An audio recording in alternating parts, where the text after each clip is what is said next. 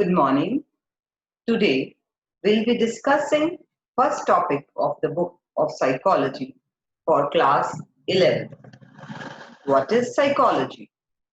The name of the chapter is What is psychology? Whenever the class starts, one general question is asked to students that what do you know about psychology? We can get two types of responses. First, is psychology means to study what others think, and when we study psychology, we get to know what others are thinking about ourselves.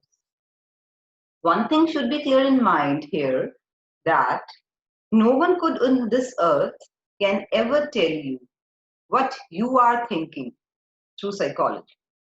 It's a scientific study and many techniques are used to study this subject. Many experiments are done, and with the help of many tools, one may judge what others think about yourself. But instantly, with the help of psychology, you cannot rush to decisions. Second general response which we get in psychology is we study about mental people or abnormal people. This response is just a part of psychology, not whole.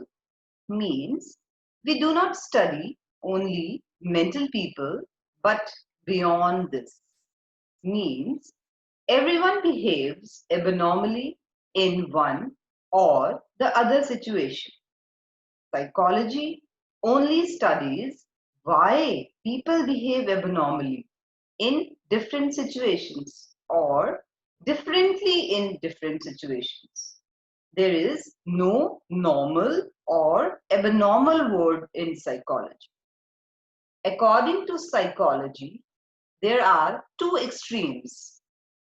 One behaves in one manner and other behaves opposite to that. Why we behave, that is the point. That is concerned with psychology. We cannot say it's a mental problem. We say that the person is behaving differently. Okay, let's discuss what actually a psychology is. According to your book, psychology is derived from two Greek words, which has two parts, psyche and logo. So it is divided into psyche, first word, and second word is logo. When we combine these words, it becomes psychology. Here, psyche means soul and logo means science. Thus, earlier it was thought that psychology is a study of soul or mind. So, we can say that the word psychology was derived from soul. But since then, it has moved away considerably from this focus and established itself as a scientific discipline due to advancements of many techniques and methods. The word soul has been removed because now there was no relation of psychology with soul. Only word science was left. So, what does scientific discipline here means? It means a discipline which deals with processes underlying human experience and behavior. These processes may spread over several levels, maybe at individual, two persons, a group, and an organizational level. Processes here means mental processes. Psychology is studied at various levels, not only in one human, but at that as well as organizational level. Is the person is behaving normally or differently with other people? Why he or she is behaving in that particular manner? So, Keeping this view in mind, psychology is defined formally as a science which studies mental processes, experience, and behavior in different contexts. Let's try and understand the three terms used in the definition. First is mental processes, second is experience, and third is behavior. Now we'll discuss mental processes. What are mental processes? Mental processes are the processes that work in our mind. So, what is mind? Mind exists in our brain. And what is brain? Brain is a part of our body. Some activities or processes go on in brain. These activities are done by mind, or we can say mind is responsible for performance of these activities. We cannot see mind, but we can see brain. But we can capture the activities of mind through various techniques like brain imaging, etc.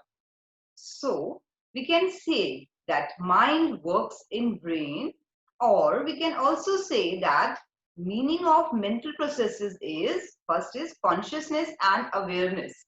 It means how conscious and aware you are around yourself. And second, when we try to solve a problem, means like solving a problem in mathematics or solving a numerical in physics. In these situations, our mind works a lot.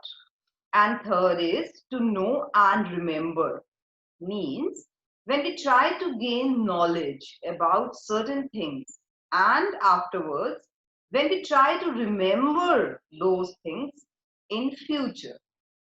Brain activities provide important clues as to how our mind functions. Now we'll discuss some examples of mental processes. These are remembering, learning, knowing, perceiving, and feeling. What is remembering? It means whatever knowledge you have gained to bring that knowledge back in your mind. What is learning? It means knowledge that you get from studying. Knowing here means showing that you know about something. Perceiving, to notice, understand, and realize something. And feeling here means something that you are conscious of and something that you feel in your mind. So, these are the examples of mental processes that are matter of concern for psychologists, as these help them to understand how mind works. Now we'll discuss the second term, that is experiences. They are subjective in nature.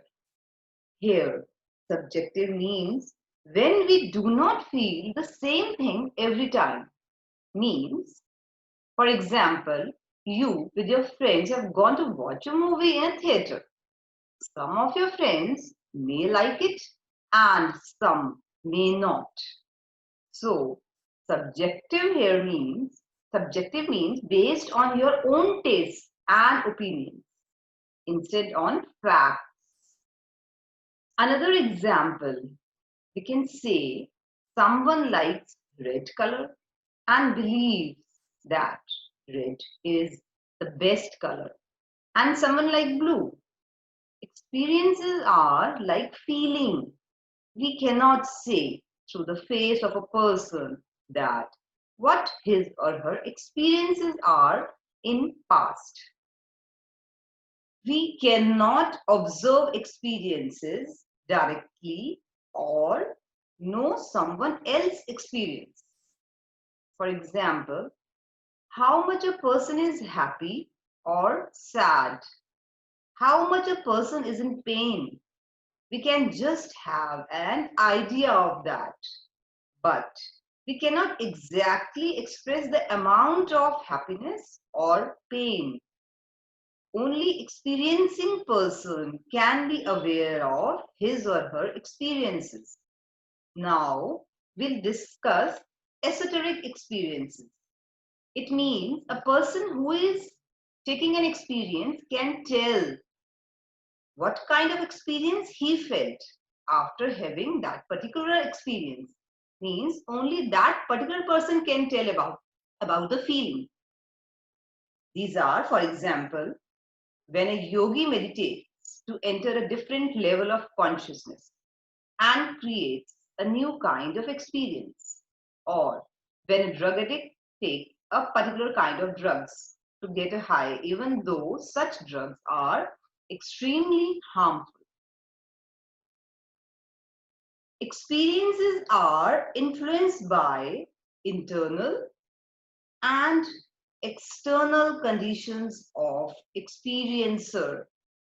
Here, internal conditions means what we are feeling internally. What we are expressing externally means what are our external conditions. For example, in summer, we do not feel any discomfort while going for a picnic with some close friends. But at the same time, we do not feel good while traveling in a crowded bus. Now, we'll discuss the next term, that is behaviors. Behaviors are responses or reactions we make or activities engage in. What is behavior? It is a response. Response of what? Response of mental processes and experiences. There are two types of behaviors. First is overt and second is covert. What is overt behavior? Overt behavior is the behavior that is outwardly seen or sensed by observer. When you feel good, what do? You smile. So, smile here is an expression of overt behavior, that you are feeling happy from inside. And another is covert behavior. Covert behavior is that behavior which is not seen externally. It's an internal behavior. For example, while playing chess, you are feeling excited, but you are not expressing anything. Some psychologists study behavior as an association between stimulus and response. Both stimulus and response can be internal or external. So children, we have discussed meaning and definition of psychology. If there is any doubt, you can ask me on my personal window. Hope you understood the topic well. Thank you.